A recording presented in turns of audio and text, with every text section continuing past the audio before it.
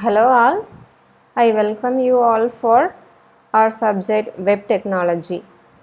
In the previous topic, we have discussed about some basic HTML elements. Like I think you could recollect the basic HTML elements we have seen in the last topic. Like heading elements, it runs from H1 to H6. Then we have seen about paragraph, pre-formatted text element, break, span elements for formatting the text content, then horizontal rule, and we have seen how to comment HTML, how to comment in HTML. Then we have seen image elements, different varieties of attributes, and also we have seen the anchor element, which helps us to make a hyperlink. And today we are going to see the most important HTML elements apart from the basic elements which we have seen in the previous topic. Today we are going to cover list, tables, frames and forms. Okay, so these are most important elements in HTML. Okay, so these are the topics we are going to see it today. And first and foremost is about the list elements. So I think everybody will be knowing list is used to group the related items together. Okay, so in HTML, so we can group the related items in three ways. So we have three categories of list. One is unordered list, then ordered list, then definition list. So unordered list means so it will be a bullet list. So bullet means all the list items will have some bulletin format. So ordered means you could have you could arrange the list of items in number wise or alphabetical wise or Roman number wise. So definition list, it is like a key value pairs, or you could compare it like a dictionary, a word with its meaning. So similar to that, in list we have the definition list, which helps us to arrange the items in a key value pairs. And all the list items are by default a block elements. As I said earlier, block elements are the one that a line break will be automatically inserted, whereas inline element means there will be no automatic line break. And here take a look at this table. These are the HTML elements which will be using to define these three categories of list. Okay, so we have unordered list, ordered list and definition list. So for ordered and unordered list, we will be depending on the list item called as OL and UL. So UL stands for unordered list, OL is for arranging the list of items in an orderly manner, and LI is commonly used for inserting the list items in both ordered list and unordered list. And remaining this top three HTML elements are used for definition list, and we will see one by one. So this is an example for unordered list and ordered list, and of course it has the definition list also. So unordered list, it begins with the HTML tag UL and followed by the its representative close tag, and inside we could have the list of items by means of using the HTML element LI. So LI is used to define the list items under this unordered. So its output is displayed something in a default bulletin.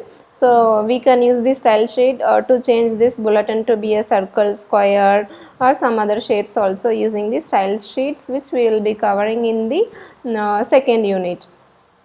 And ordered list. Okay, so order list, for defining the order list we will be using OL. So then followed by the list of items. So here by default the items are listed in number. Default type is number. We could change the type to be a lowercase number, uppercase number, Roman numbers, so something like that. I will show you the more information regarding the type. Okay, so if we mention the list item type, for example OL, So OL is for order list, order list.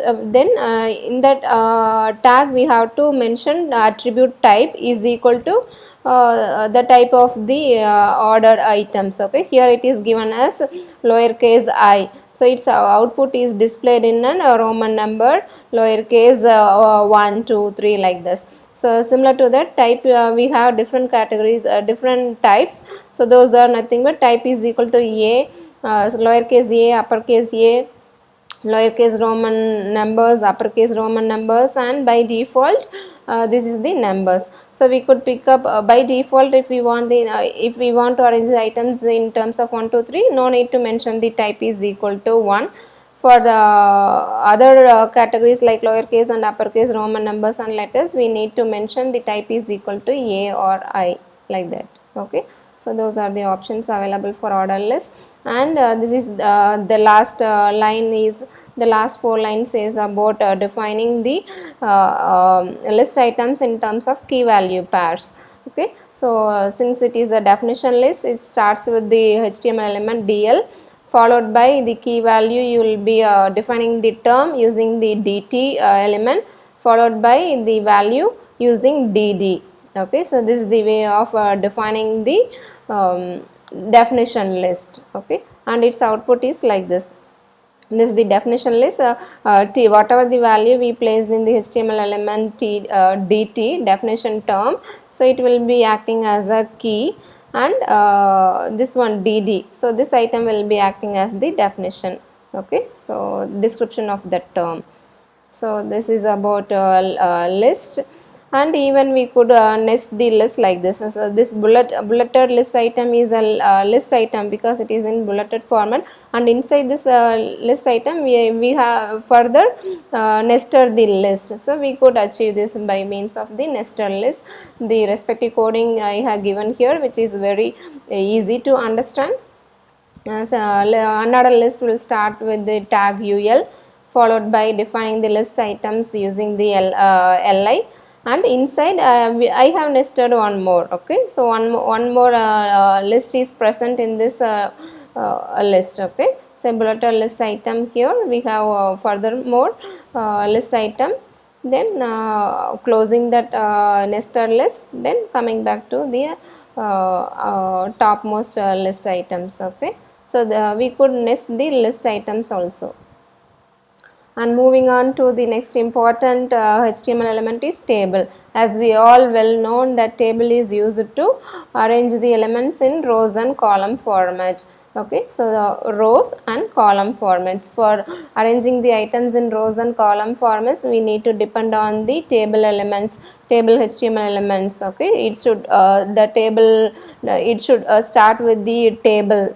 Okay, HTML element, its closing tag is as usual table, which should be prefixed by /, then defining the rows by means of tr element, and th is used to define the table heading, followed by the cell item we could use using the table data td. Td stands for table data. We'll have an example over that. So here, so table, as I said, the table to define the table elements, we need to define the table, we need to depend on the HTML element table. So here we could default border size will be taken as 1. We could change the border size to be 5 pixels. Okay, 5 pixels means here in the output we will get a thick border. Okay, so table, and inside the table we have in this example we have 3 rows and 3 columns. So 3 rows, tr, 3 rows are there. Inside the row we have 3 columns. Okay, those definitions we have to give by means of td. TD came, this is first row first column, then TD 100 first row second column, then TD 89 first row third column. So in this way we could define the tables. Apart from that, there is something called as a rule, a table rule. So that is the deprecated one, which means that is not recommended to use in the latest version of HTML. So rule is used to give the border inside the table. So inside the cell we have the border. So rule is used to give border inside the table. Okay. And a little more further, if we explore the table, we have something called as table heading, caption. Okay, so caption. So if you take a look on this example, we could say there is something called as caption. Caption is used to give the table heading, overall heading here, this part. Okay, and don't confuse this caption with the th is used to give the table heading. In the sense, the first column will be to give the heading for each and every columns or rows. Okay, so th is used for table heading, whereas caption is used to give the overall name for that entire table. Okay, so similarly we have if you take a look at this first row td non-breaking space. So if we this is used to indicate that the value for that column is left as blank. So that's what here it is left as blank, and second column is also left as blank, and here it takes the two columns. So to specify the two columns, we need to go for table, we need to depend on the attribute column span is equal to 2. So here we are giving the heading for this column as grade. So that's what we are using th as th. So th means table heading is grade, which spans for two columns. Okay, so here for the second row, if we take a look at the second row here, the value is left as blank for the second row first column, and these are all the headings for the second row. And if you take a look of the third row, third and fourth row are merged something by using the row span. Okay, so previously we have seen about the this is column span, it merges the two column. Here it is row span, so it combines the two rows. Okay, so by means of row span attribute. Okay, here 2 indicates we are merging two rows, and the heading for this row is undergraduates.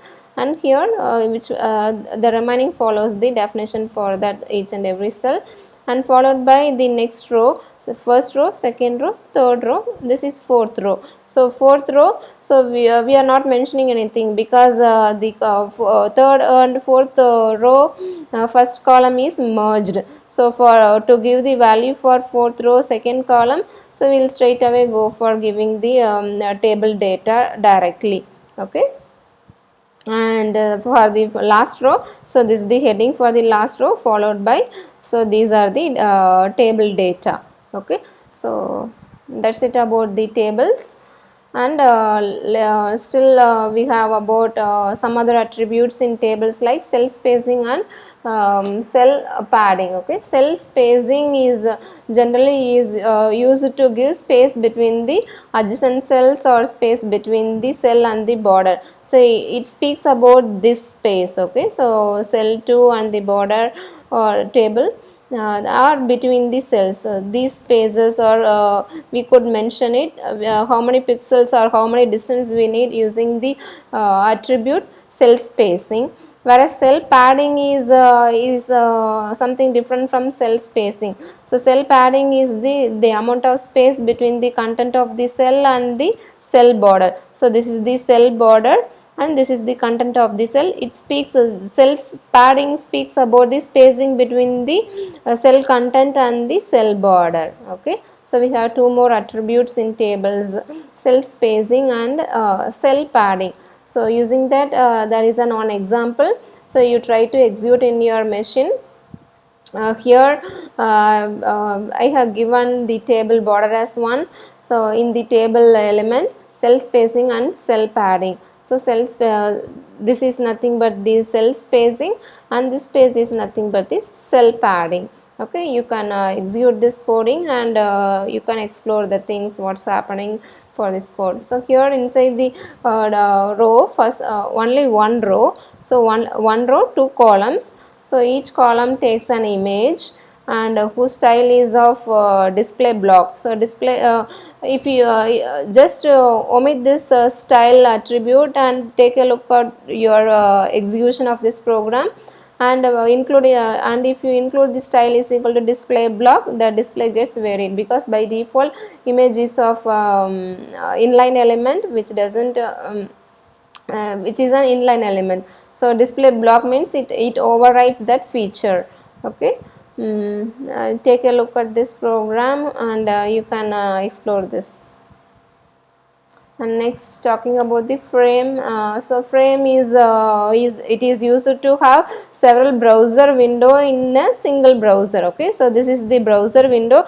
Here in this example, the browser window is divided into three sub windows. So this is one window, and this is another window, and this is the another window, and we could mention the size or the percentage of this sub windows. Okay, we have the options in frames. Okay, so frames are generally is used to provide sub windows for, so that we could display a number of browsers browser content in three. So here in this example, three sub windows, so we could display three contents in this area, and we have the scrolling options automatically affixed. Then we could take an example on this frame. Okay, so I'll take you to the demo version of this frame. So here in this example, it is given for XHTML 1.0. So that's what it should follow, the declaration doc type HTML, the full version, the version type and its file location, followed by HTML. The root element must have the attribute name, XML namespace equal to that location. So I will take you to the latest version HTML5, and we could explore more on that. And before that, so how to define the frame is by using the frame set. So frame set is used to divide the browser window in terms of row wise or column wise. So in this example, the frame is the total the entire browser client area is divided into two columns, and the first column takes the 20% of the whole size, and the remaining 80% for the second column. And again further, here this one, so inside the frame set we have two children, frame set and frame. So again in this 20% of the first column, it is further divided. Okay, so 1 star and 2 star. I will explain you with the demo. Okay, so to have the frames in our display, so we need to depend on frame sets and one more element called as frame. So in the frame only we will be mentioning the location of the browser, location of the file. Okay, so frame is used to display the actual content in that area. Okay, so with this note, I will take you to the demo version of frame. The similar example in HTML5. So HTML5, so it's enough to have the document type to be HTML and the root element as HTML. Okay, this is enough. I have given the heading, and using the frame set we will be dividing the browser window. The same example I have taken, 20% and 80%, and inside that so our browser window is divided into two columns. First column is of 20% of the whole size, and remaining is 80%. Further, in the first column 20% is further divided into frame set. So here rows, it is divided in terms of rows equal to 1 star comma 2 star. Here it means 1 star means from the 20%, one third of the one third will occupy the first row, and remaining 2/3 will be occupied for the second row. So I will take you to the execution so that it will be clear for you what's that 1/3 and 2/3.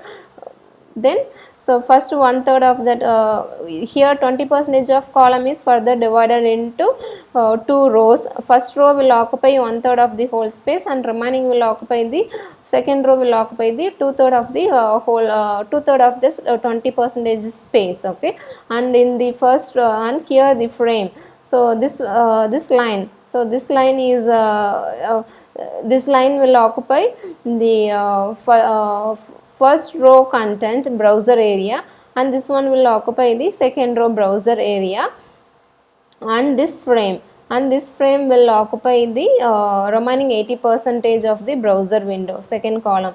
So here first column is further divided into two rows, and this is the second column. So if no frames are supported by the browser window, we will get a body message something like this. Okay, so I will take you to the demo. Before that, we have frame name is equal to upper left frame. So name attribute is used to give the name. Okay, so name for this frame as upper left frame, and what the content should be displayed. So the content is nothing but I have a file called as 9_formsolution.html. So this is the file, I have it already.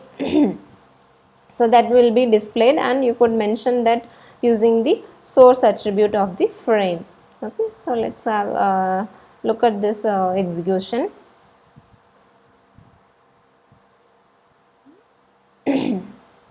So this is the execution. So the entire browser window is divided into 3 frames. So here this part, this part is 20%. Mainly it is divided into two columns. This first column, this is second column. The first column is of 20% of the space, and the remaining is the 80% of the browser window. And in this 20%, and I am dividing further into two rows, first row and second row. First row will occupy the one third of the space of 20%, and this is the two third of this space. You could visualize the space it has occupied. From here to here, this is the two third of this 20%, and from here to here, this is the one third of the 20%. Okay. And moving back to the slide, the advantages and disadvantages we could discuss. The advantages is mainly for navigation purposes. So in this sense, you can make one page as a list of documents, and if we go link, and if we have a hyperlink, that will take us to the second frame. So that is quite easier to visualize a number of contents in the browser window.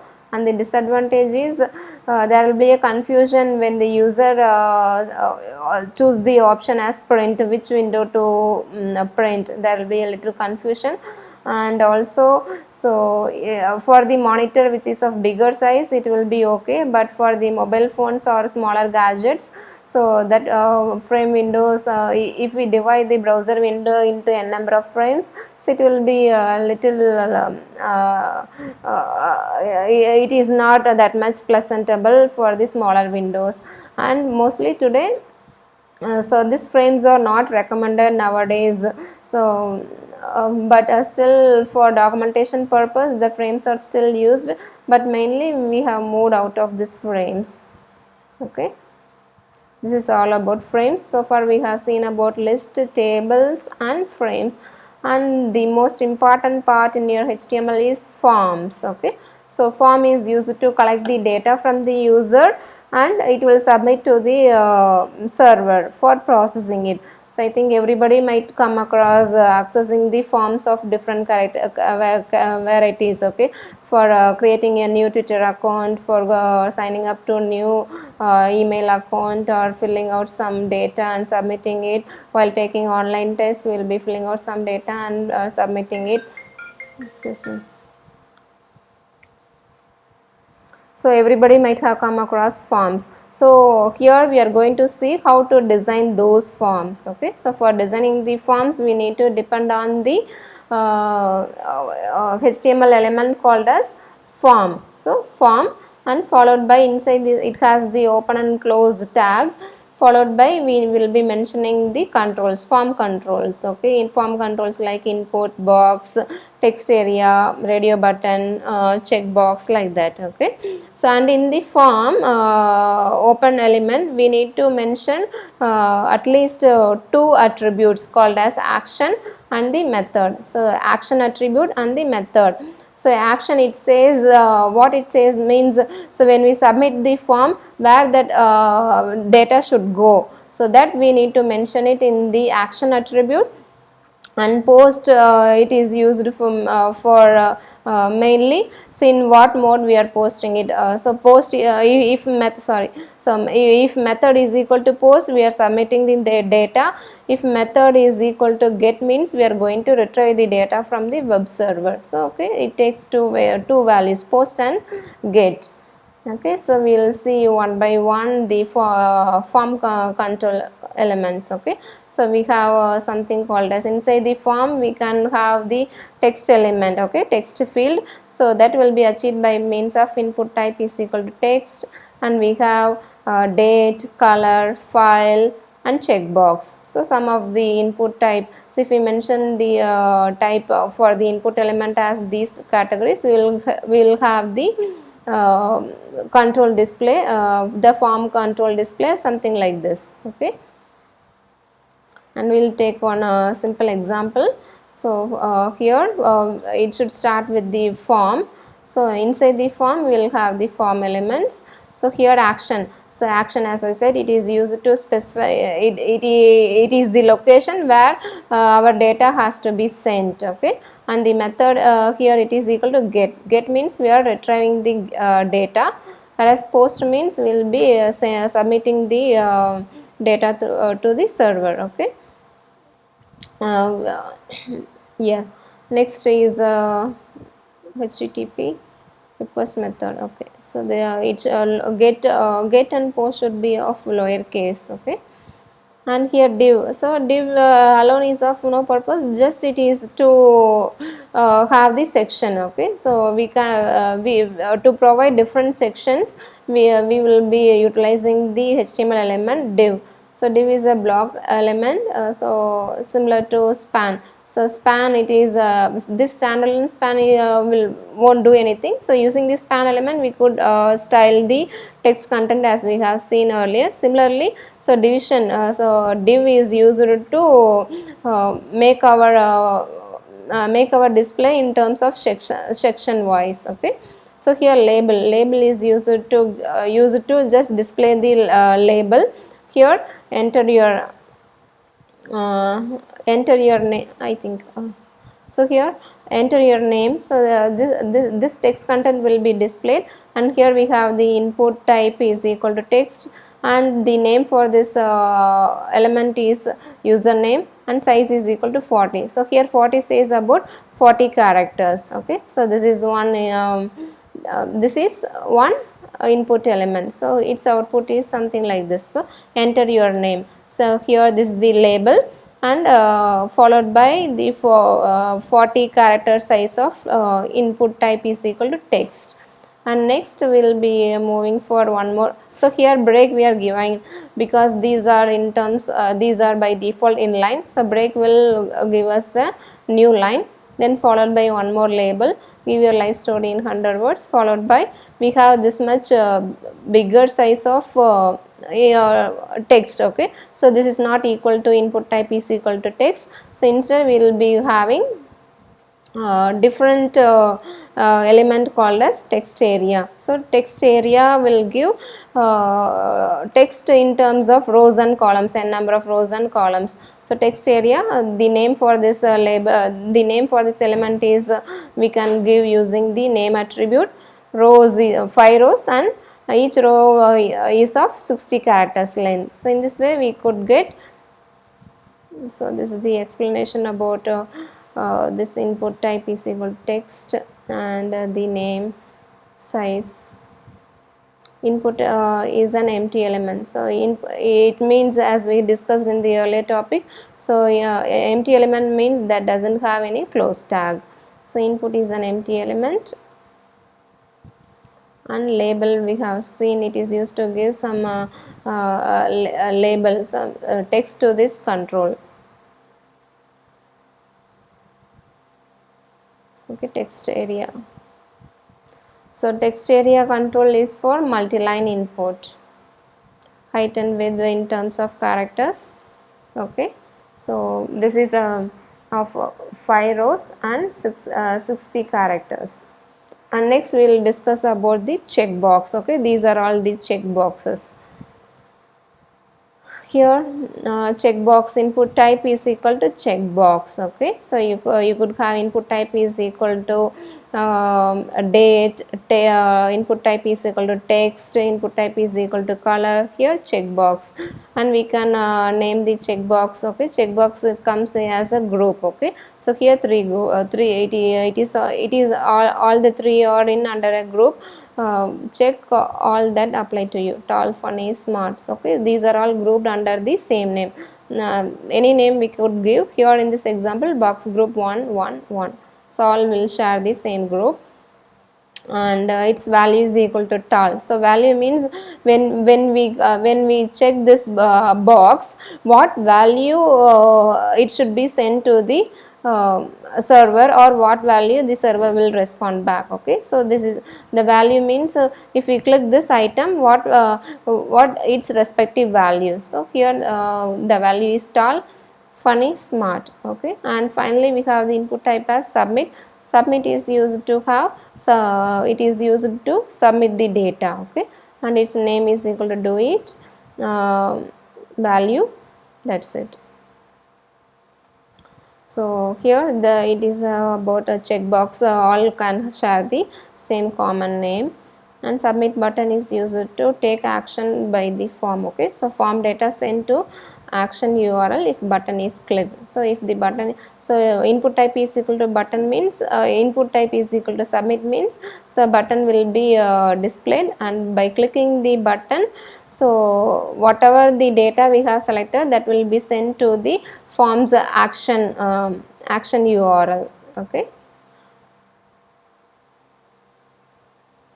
and this is a simple validation, form validation. So while filling the form, we should not fill numbers in the name, or if we fill a form if we fill email ID, the email ID definitely should contain at symbol and dot symbol.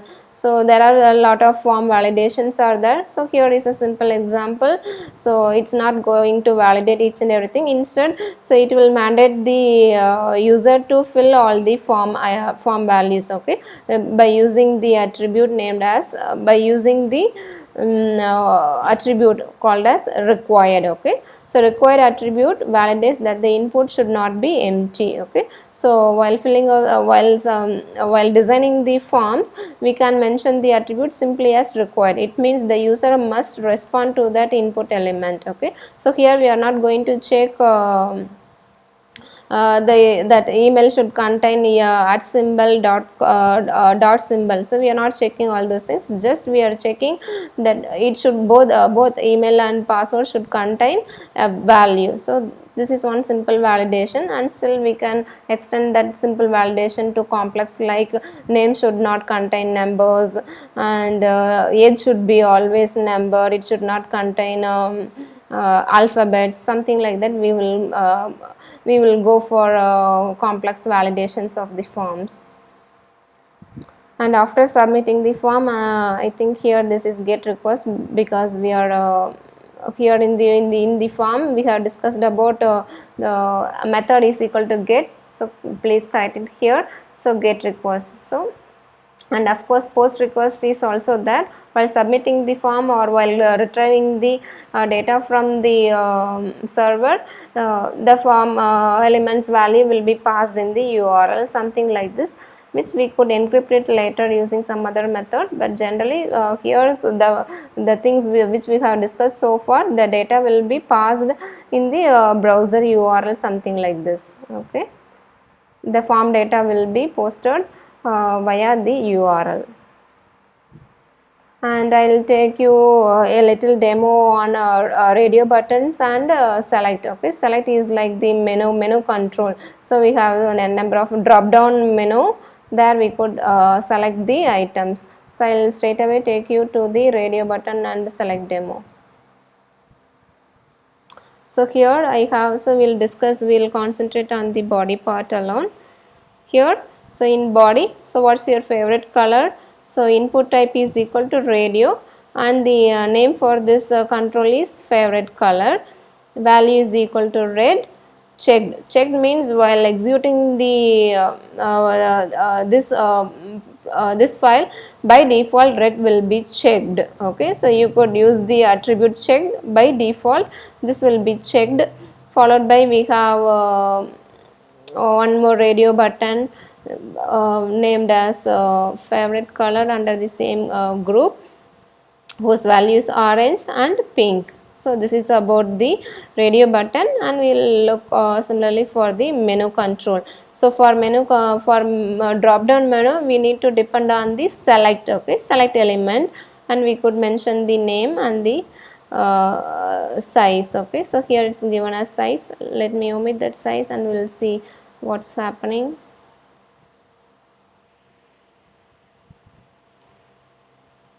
Option, so we can have the drop down option, drop down values using the option element inside the HTML, inside the select element. Option value is equal to all selected. So selected in the sense by default it will be selected, this option will be selected. So selected is equal to selected, and remaining drop down menu items are cricket, football and ice hockey. Okay, I'll take you to the execution of this select and radio control.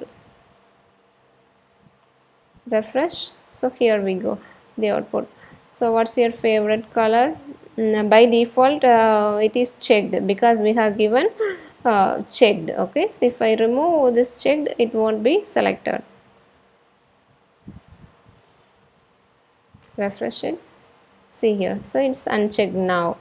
And here this is about the drop down menu, and we could have the options. We could have the options. Okay, so by default I think I love all sports is selected because we have given selected this option as the selected.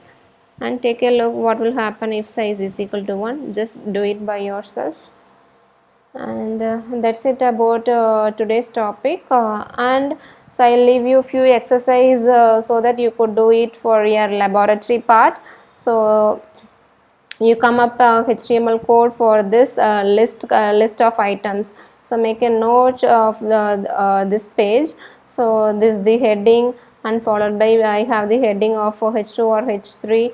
These are the ordered list, and we have the unordered list, and again nested, and again I have the ordered and sub items, so on. So the things are going like this. So you please come up with this code for this list, so that will be considered as your laboratory exercise, followed by a laboratory exercise for table. So here a table with the images, you have to insert the image followed by the cell values, and here this is a link. So hyperlink, it will take me to the mentioned hyperlink location. So here the Pokemon data, here that I think so this is the data available for that table display. So if you want to make a look on this, you can have it, or you can have your own table data. Okay, so just come up with a solution for a kind of table like this. Okay, and followed by a form which contains all those items. Okay, so these are the 3 exercises. I am giving it as a laboratory part of web technology: form, table and list, and followed by an assignment on this first unit. So about the HTML5, so you could write about the new elements that has been inserted in HTML5 and the deprecated elements. It means the omitted elements or the removed elements from the previous version. and also about the relative URLs. URLs we have discussed already, so have an assignment on the topic relative URLs. Okay, I think that's all about the today's topic, and we will go for a little recap on this. So we have elaborately seen about the major HTML elements like list. Under list we have seen three categories: order list, unordered list, and definition list.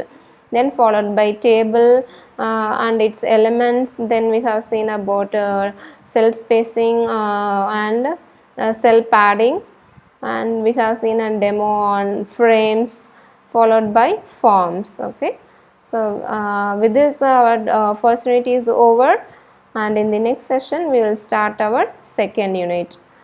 Till then, thank you all.